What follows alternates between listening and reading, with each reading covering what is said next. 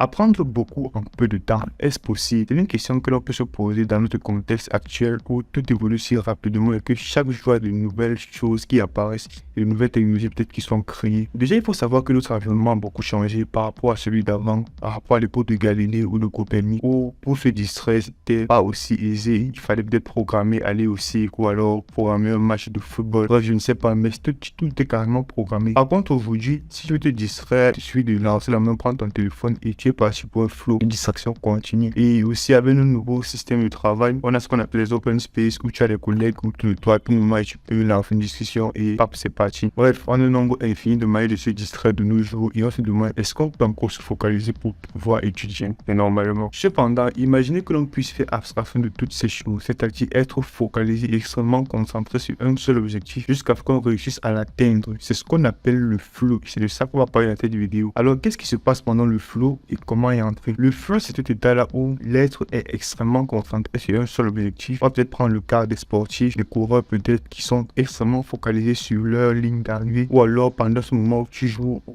basketball, où tu es extrêmement concentré et tu arrives à faire des choses que tu ne t'imaginais pas. Et dans cet état-là, généralement, notre cerveau ne fonctionne pas entièrement, c'est-à-dire la partie préfrontale principalement perd un peu de son activité. La partie préfrontale qui est responsable de la notion du temps, de la durée, l'anxiété par rapport au présent ou alors par rapport au futur. Alors, elle arrête progressivement de fonctionner jusqu'à ce qu'au moment on perd carrément la notion du temps et même de l'espace. Alors, j'aimerais dire que notre organisme, alors, il adore ça. Je pense que vous l'avez déjà trouvé dans un moment où vous êtes en train d'étudier, en train de préparer un examen et vous êtes extrêmement concentré sur ce que vous êtes en train de faire et vous ne voulez aucune distraction. Et pendant ce moment, vous apprenez tellement de choses que vous aurez fait peut-être plusieurs jours à apprendre. En fait, c'est ça le flow. Et pendant ces instants-là, il y a des molécules qui sont sécrétées dans le corps, principalement l'endorphine et la dopamine qui sont les hormones du bien-être. Ce qui fait que tu te sens naturellement heureux quand tu poursuis ta tâche jusqu'à ce que tu atteignes la fatigue. Alors, comment y entrer? Déjà, je ne vais pas donner une formule magique lorsque tu vas mettre en œuvre, tu vas rentrer dans le flow. Le flow, généralement, ne se prépare pas. C'est quand tu commences une activité qu'au moment donné, ça arrive et bam, tu ne peux plus t'arrêter. Mais je vais quand même donner quelques conseils que j'applique généralement et qui m'aident parfois à entrer dans ce que je vais appeler la zone. Premièrement, il faut d'abord s'éloigner de toute forme de distraction. Déjà, c'est ça qui nous empêche de se focaliser sur une seule tâche. La distraction, principalement notre téléphone. Nous allons mettre notre téléphone à côté lorsque nous voulons effectuer une tâche. Nous allons mettre notre téléphone à côté d'un autre pièce si possible. Si l'envie est trop forte, donnez-le à quelqu'un qu'il garde quelque part si réellement vous ne pouvez pas vous détacher. Déjà, mettre toute forme de distraction de côté. Il n'y a pas que le téléphone. Surtout, ça peut être leur PC et autre chose. Deuxièmement, ton espace de travail doit être rangé parce que lorsque ton espace de travail est rangé, dans ta tête, tu es très rangé et tu es très concentré. Moi, c'est ce que je fais généralement. Je sais de ranger mon espace de travail quand je fais une tâche extrêmement compliquée ou lorsque je vais entrer dans le flow. Troisièmement, il faut identifier ton prime time, c'est-à-dire cette période de la journée où tu es le plus à l'aise, si je peux dire ainsi, possible, ou l'instant de ta journée où tu peux donner le maximum de toi. Moi, généralement, c'est entre 11h et 16h que je peux entrer dans cet état-là. Donc, généralement, à cette heure-là, j'essaie de demander autant que je peux à ceux qui sont contre moi de ne pas me déranger. Je peine comme ces gars sont des têtus. Ouais. Aussi, la quatrième chose que j'ai fait, c'est que je me fixe un temps de travail. Alors, il faut te fixer un temps de travail précis. C'est-à-dire, si je décide d'étudier pendant 3 heures ou de faire une tâche pendant 3 heures, il faut marquer dans ta tête ou bien marquer quelque part que tu vas faire 3 heures de temps dans cet état-là. Et ainsi, ça va te permettre d'être plus focalisé, de savoir que tu as un objectif à atteindre. C'est vrai qu'à un moment donné, tu perds la notion du temps, mais il y a parfois la fatigue qui s'installe et que tu peux regarder si tu atteins ton objectif ou pas. Ces étapes que je vais vous citer, il faut appeler ça comme l'échauffement avant d'attaquer le travail principal parce que pour entrer dans le flow, le plus important c'est de commencer. Généralement, on se concentre entre 15 et 20 minutes. Quand tu commences à être concentré, focalisé sur une tâche, entre 15 et 20 minutes. Donc si je te résigne avant ce temps-là terminé, donc ne jamais abandonner avant ce temps-là, même si vous semblez être ennuyé, vous semblez être persévéré jusqu'à ce que vous atteignez les 20 minutes. Et je pense qu'à partir de là, ça va commencer à être de plus en plus facile. Alors je vais parler d'autres choses maintenant. Il faut savoir que le flow, c'est quelque chose qui se prépare. Le flow, c'est quelque chose qui se prépare à l'avance. C'est pas quand tu arrives devant une tâche et que tu attaques une tâche inconnue. C'est pas possible. C'est tout se prépare à l'avance. Alors, je vais te placer là, comment est-ce qu'on prépare? Comment est-ce que je conseille de préparer son flow? Comment est-ce que je conseille de préparer l'entrée dans la zone? C'est vrai que il est dit que lorsqu'on prépare trop l'entrée dans la zone, finalement, on n'y accède pas. Et parfois, c'est vrai. Parfois, c'est vrai.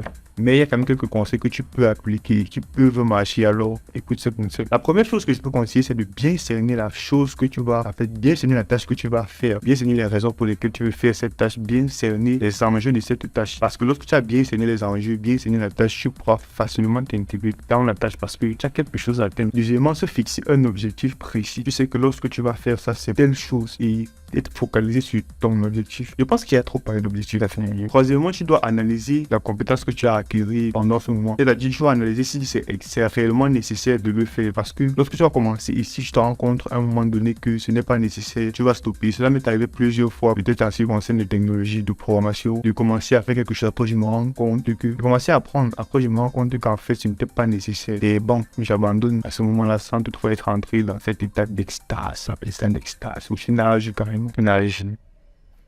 C'est pas une mauvaise analogie en tout cas. Et la dernière des choses, il faut diviser les tâches à accomplir. Moi, particulièrement, je suis souvent des formations sur Open Classroom. Et Open Classroom a cette habitude de diviser les tâches. Là, tu sais que tu es en train de progresser vite. Là, tu sais que tu es en train d'aller progressivement vers la fin. Donc, c'est quelque chose que je te conseille aussi beaucoup de faire. Segmente tes tâches en segments.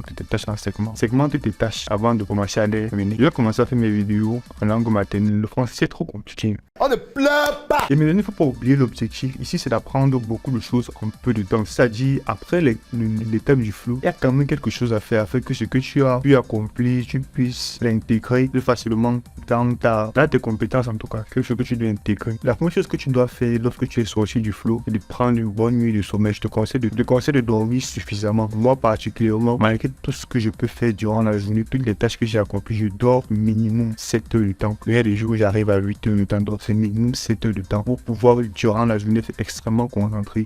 Il m'est arrivé souvent. On dit que c'est quoi? Alors il m'est arrivé des fois de dormir 4 heures de temps parce que j'avais beaucoup de choses à faire. Et c'est vrai, il y avait beaucoup de choses à faire. Et durant la journée suivante, je n'avais pas à me concentrer sur une seule chose. C'est vrai, je travaillais, mais je suis une fatigue totale. Et vraiment, je déconseille de dormir peu. Beaucoup de personnes se disent que le fait de dormir peut te permettre beaucoup travailler et tout. Moi, je vous déconseille formellement. Moi, particulièrement aussi, quand j'étais en terminale, en première année université, je dormais 4 heures, max 6 heures de temps par jour. Et je me rendais pas compte en fait, mais ça me détruisait beaucoup. J'ai commencé à appliquer la règle de minimum 7 heures. Je travaille toute la journée sans problème. Jamais fatigué jusqu'à ce que je rentre et que je décide de dormir. Je suis sans problème. Bref, quand je dis sans problème, c'est il y a une période où le pic de ça un peu, mais pas fatigué toute la journée. J'arrive à accomplir des tâches quand même énormes. Alors, c'était ces deux conseils que je peux vous donner. C'est de ça que je voulais parler dans ma vidéo du flow. Je ferai une autre vidéo pour être beaucoup plus explicite, mais ça sera prochainement. Pour être beaucoup plus explicite sur le sujet parce que c'est quelque chose qui est tellement important. Si tout le monde décidait d'entrer dans cet état-là, alors les personnes seraient capables d'accomplir tellement de choses et en peu de temps. Maintenant que tu as ce secret, est-ce que tu vas l'appliquer? Est-ce que tu es prêt à mettre de côté tes formes de distraction pour atteindre tes objectifs? Je te conseille de faire encore tes propres recherches sur le flow parce qu'il y a beaucoup de choses intéressantes que tu dois savoir là-dessus. Je te remercie d'avoir écouté la vidéo. Si tu as aimé, et à la prochaine. Bye.